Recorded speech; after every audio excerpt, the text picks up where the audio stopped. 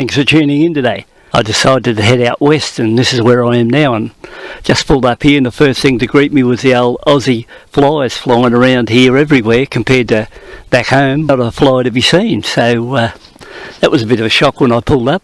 And it's really warm here, not really warm, but it's probably around 20 degrees, and I think it would have been around 6 degrees. It's quite a nice little spot here right around. I've actually pulled up here on previous bikes, and I was heading along here and just deciding where to park me carcass to do this little bit of a talk.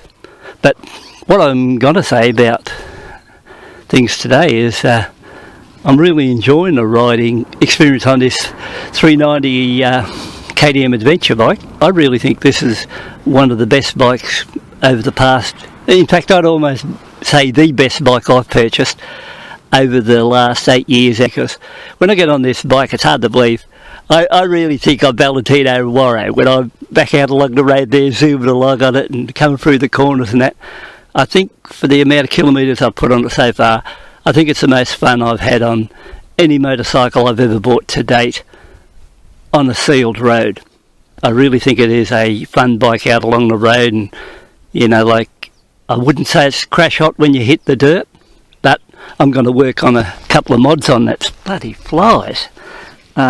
They're here everywhere.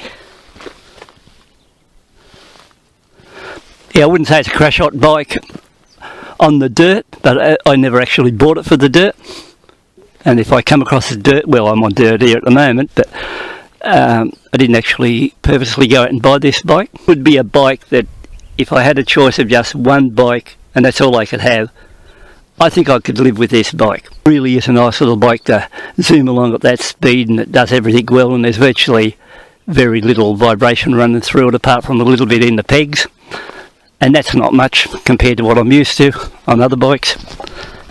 But I'm not used to all these flies. I haven't seen bloody flies for weeks, but out here it's almost like they're friggin' attracted to me. But apart from that, the bike's been running well. I haven't had any problems with it at this stage as far as the way it goes. Like, everything's really nice about the bike, and it did have a like, I noticed this when I was running a camera a while back. It did have a rattle up the front of it. It had a rattle coming from the windscreen.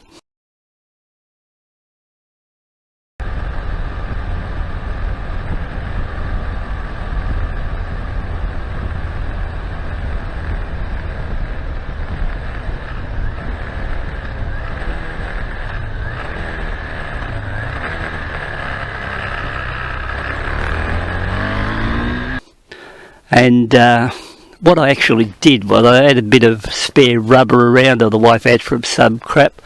So, I just went onto the windscreen area, and you might have noticed just over here, I just put rubber inserts on both sides of these plugs. The one down here.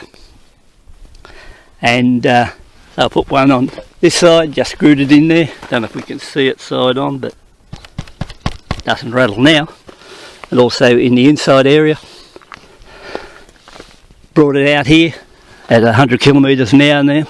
There's no rattle from that area, and it was a really bad vibration. Now that's a bit rough, but that part doesn't worry me, that side, as far as that goes. But if you probably worked on some sort of probably at a hardware shop, some sort of a rubber based washer, make it a little bit neater, that would suit that.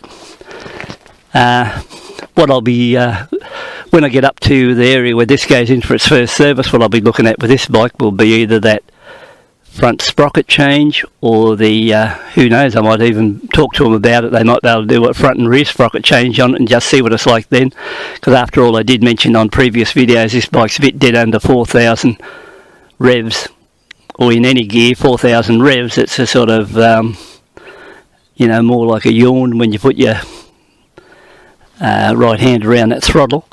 But apart from that, the other points, it rides nicely along the road. Really top quality brakes. When you hit those brakes, they're the best brakes I've tried on a bike for a long time, and they can bring you down really quick at any time. So really nice brakes. I think overall it's a nice package, and even though most people will be buying this bike to run dirt, dirt roads, I reckon, really good if you just run along one of these dirt roads here like I had done yesterday. If you get on the rough stuff, I think you'd be drawn back, and there'd be better bikes out there to buy which are more suitable for running along dirt roads than this bike as far as off paddock goes. But that may change when I go for those sprocket changes, because once I get the sprocket change I will take it back to those spots where it had been previously, and then I'll try it out then and see if there's any difference.